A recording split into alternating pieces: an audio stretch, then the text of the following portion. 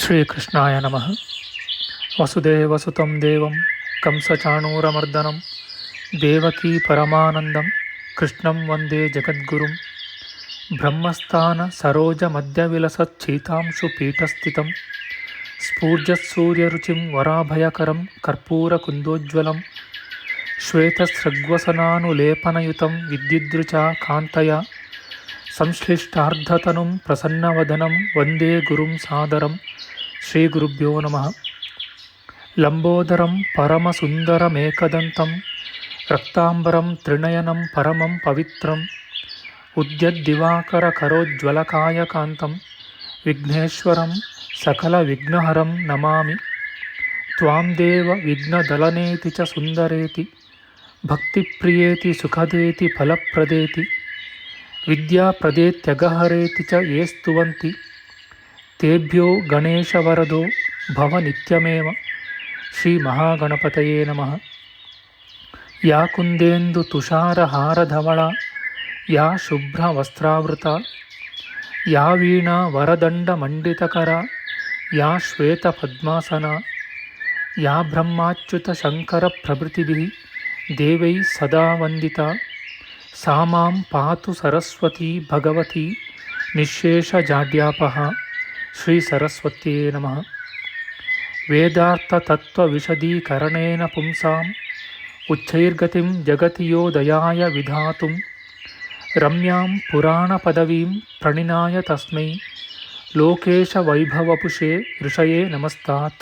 ತಸ್ಮೈ ವ್ಯಾಸಾಯ ಮುನಯೇ ಸರ್ವಜ್ಞಾಯ ಮಹರ್ಷಯೇ ಪರಾಶರ್ಯಾಯ ಶಾಂತಾಯ ನಮೋ ನಾರಾಯಣಾತ್ಮನೆ.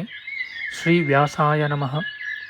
ನಾರಾಯಣಂ ನಮಸ್ಕೃತ್ಯ ನರಂ ಚೈವ ನರೋತ್ತಮಂ ದೇವೀಂ ಸರಸ್ವತೀಂ ವ್ಯಾಸಂ ತತೋ ಜಯಮುದೀರಯೇತ್.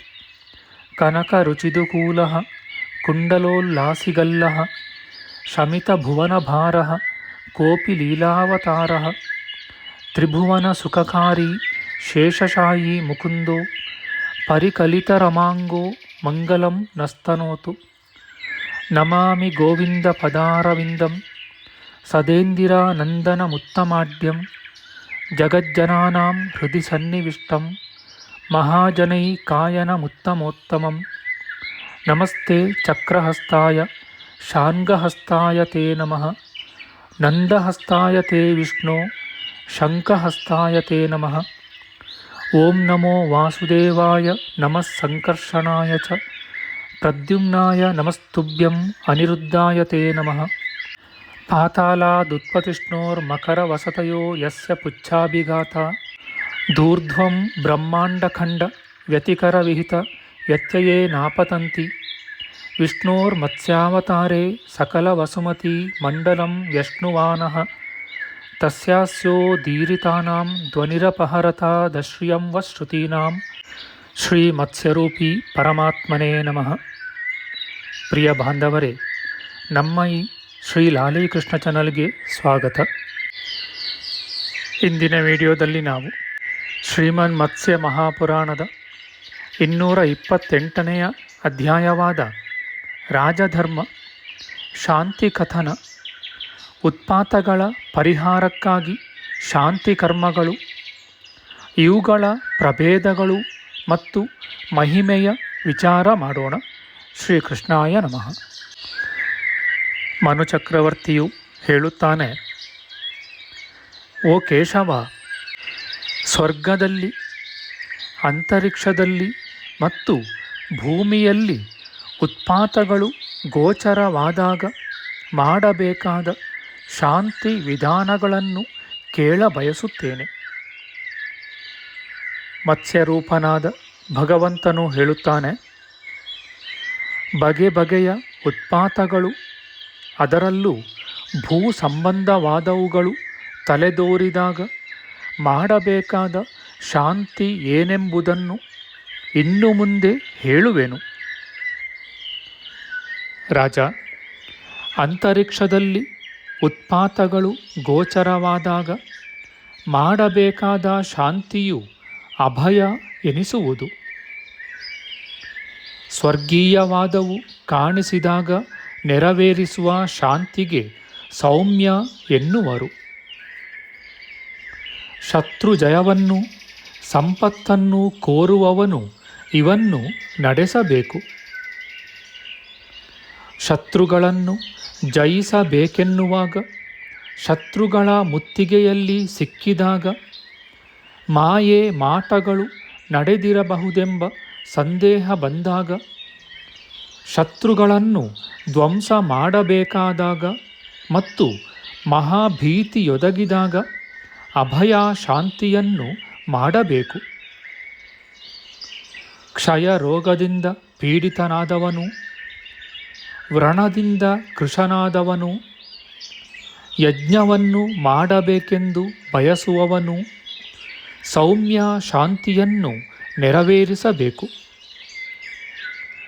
ಭೂಕಂಪ, ಅನ್ನಕ್ಷಾಮ, ಅತಿವೃಷ್ಟಿ, ಮಿಡತೆಗಳ ಕಾಟ, ಕಳ್ಳರ ಹಾವಳಿ ಇವು ಒದಗಿದಾಗ ಮಾಡಬೇಕಾದ ಶಾಂತಿಯನ್ನು ವೈಷ್ಣವಿ ಎನ್ನುವರು. ಪಶುಹತ್ಯವು ನರಹತ್ಯವು ಭಯಂಕರವಾಗಿ ನಡೆದಾಗ, ಭೂತಗಳು ಕಣ್ಣಿಗೆ ಕಂಡಾಗ ರೌದ್ರಿ ಎಂಬ ಶಾಂತಿಯನ್ನು ಆಚರಿಸಬೇಕು.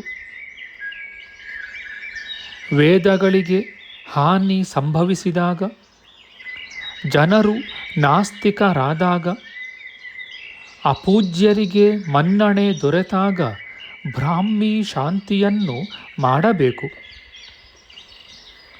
ಪಟ್ಟಾಭಿಷೇಕದ ಸಮಯದಲ್ಲಿ, ಶತ್ರು ಸೈನ್ಯದಿಂದ ಭಯ ಒದಗಿದ ಕಾಲದಲ್ಲಿ, ತನ್ನ ರಾಷ್ಟ್ರವು ಒಡೆದು ಹೋಗುವ ವೇಳೆಯಲ್ಲಿ, ಶತ್ರುವಧೆಯ ಸಮಯದಲ್ಲಿ ರುದ್ರದೇವತಾಕವಾದ ರೌದ್ರಿ ಶಾಂತಿಯು ಬಹು ಶ್ರೇಯಸ್ಕರವಾದುದು. 3 ದಿನಗಳಾದರೂ ನಿಲ್ಲದೆ ಬಿರುಗಾಳಿಯು ಎಲ್ಲರಿಗೂ ತೊಂದರೆ ಕೊಡುತ್ತಾ ಬೀಸುತ್ತಿದ್ದರೆ, ವಾತ ವಿಕಾರದಿಂದ ಹುಟ್ಟಿದ ವ್ಯಾಧಿ ಪ್ರಬಲಿಸಿದರೆ, ವಾಯುದೇವನ ಪ್ರೀತಿಗಾಗಿ ಶಾಂತಿಯನ್ನು ಮಾಡಬೇಕು. ಅದನ್ನು ವಾಯವಿ ಶಾಂತಿ ಎನ್ನುವರು. ಅನಾವೃಷ್ಟಿಯ ಭಯವು ತಲೆದೋರಿದಾಗ, ಮಳೆ ಬಂದರೂ ಸಹಜ ರೀತಿಯಲ್ಲಿ ಇಲ್ಲದಿರುವಾಗ, ಕೆರೆ ಕಟ್ಟೆ ಮುಂತಾದ ಜಲಾಶಯಗಳಲ್ಲಿ ವಿಕಾರವು ತೋರಿ ಬಂದಾಗ, ವರುಣನನ್ನು ಉದ್ದೇಶಿಸಿ ಶಾಂತಿಯನ್ನು ಮಾಡಬೇಕು.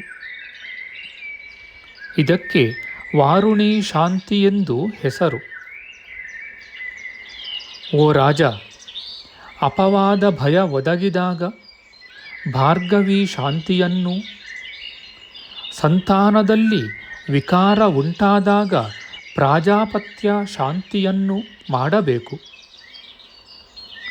ಉಪಕರಣಗಳಲ್ಲಿ ವೈರೂಪ್ಯ ಹುಟ್ಟಿದರೆ ವಿಶ್ವಕರ್ಮನ ಪ್ರೀತಿಗಾಗಿ ಶಾಂತಿಯನ್ನು ನೆರವೇರಿಸಬೇಕು. ಅದಕ್ಕೆ ತ್ವಾಷ್ಟ್ರೀ ಶಾಂತಿ ಎಂದು ಹೆಸರು. ಮಕ್ಕಳ ಕ್ಷೇಮವನ್ನು ಬಯಸುವಾತನು ಕೌಮಾರಿ ಶಾಂತಿಯನ್ನು ಆಚರಿಸಬೇಕು. ಅಗ್ನಿಭಯ, ಆಜ್ಞಾಭಂಗ, ಭೃತ್ಯಾದಿ ಪರಿವಾರದ ವಿನಾಶ ಇವು ಒದಗಿದಾಗ ಅಗ್ನಿ ಶಾಂತಿಯನ್ನು ನೆರವೇರಿಸಬೇಕು. ಕುದುರೆಗಳಿಗೆ ಬಂದ ಉಪದ್ರವವು ತೊಲಗಿ ಅವು ಕ್ಷೇಮದಿಂದ ಇರಬೇಕೆನ್ನುವವನು, ಕುದುರೆಗಳನ್ನು ಅಪೇಕ್ಷಿಸುವವನು ನಡೆಸಬೇಕಾದ ಶಾಂತಿಯನ್ನು ಗಾಂಧರ್ವಿ ಶಾಂತಿ ಎನ್ನುವರು.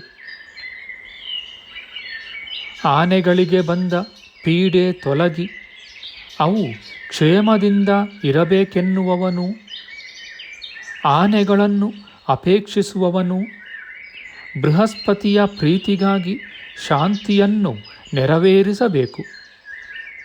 ಇದಕ್ಕೆ ಆಂಗೀರಸಿ ಶಾಂತಿ ಎಂದು ಹೆಸರು. ಪಿಶಾಚಾದಿಗಳಿಂದ ಭಯ ಉಂಟಾದಾಗ ನೈಋತಿ ಎಂಬ ಶಾಂತಿಯನ್ನು ನಡೆಸಬೇಕು.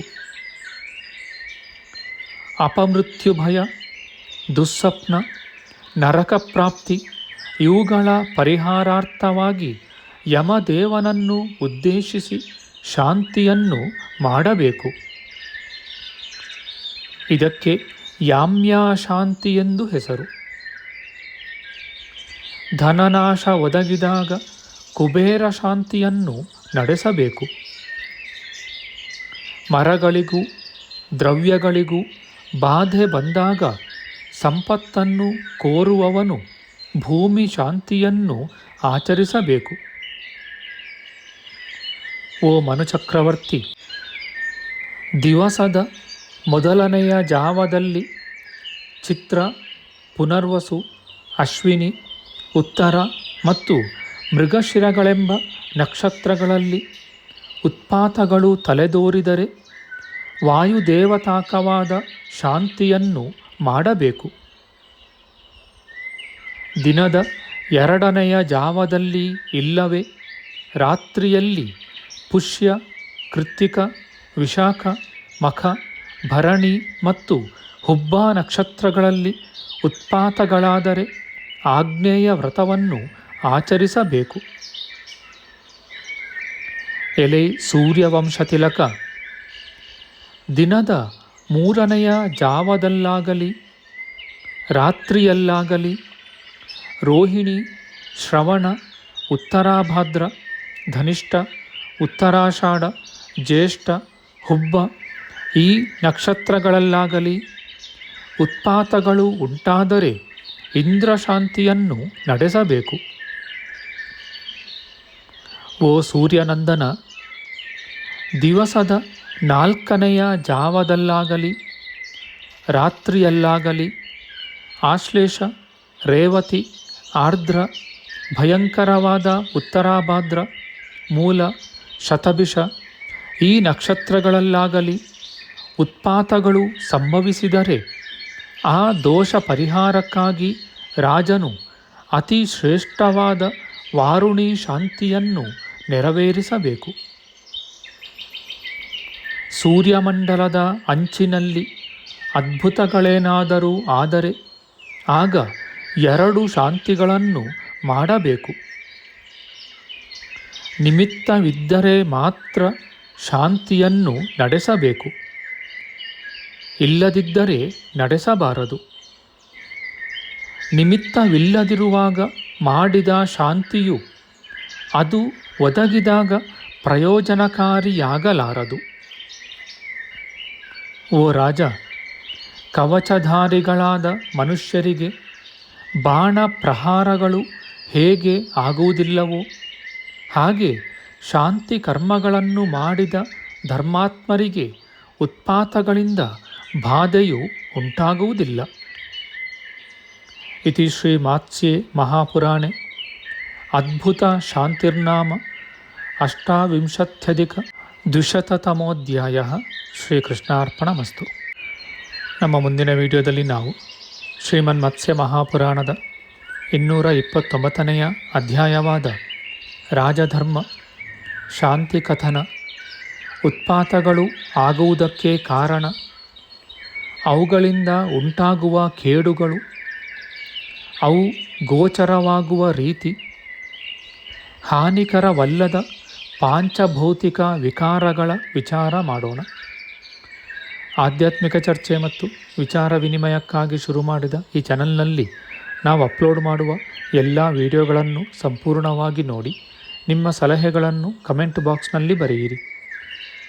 ಈ ಚಾನಲ್ಗೆ ಸಬ್ಸ್ಕ್ರೈಬ್ ಮಾಡಿ ಹಾಗೂ ಬೆಲ್ ಬಟನ್ ಒತ್ತಿ ನಾವು ಹಾಕುವ ಎಲ್ಲ ವಿಡಿಯೋಗಳನ್ನು ನೋಡಿ ಪ್ರೋತ್ಸಾಹಿಸಿ. ಕೃಷ್ಣಂ ನಾರಾಯಣಂ ವಂದೇ ಕೃಷ್ಣಂ ವಂದೇ ವ್ರಜಪ್ರಿಯಂ ಕೃಷ್ಣಂ ದ್ವೈಪಾಯನಂ ವಂದೇ ಕೃಷ್ಣಂ ವಂದೇ ಪೃಥಾಸುತಂ. ಶ್ರೀಕೃಷ್ಣಾಯ ನಮಃ.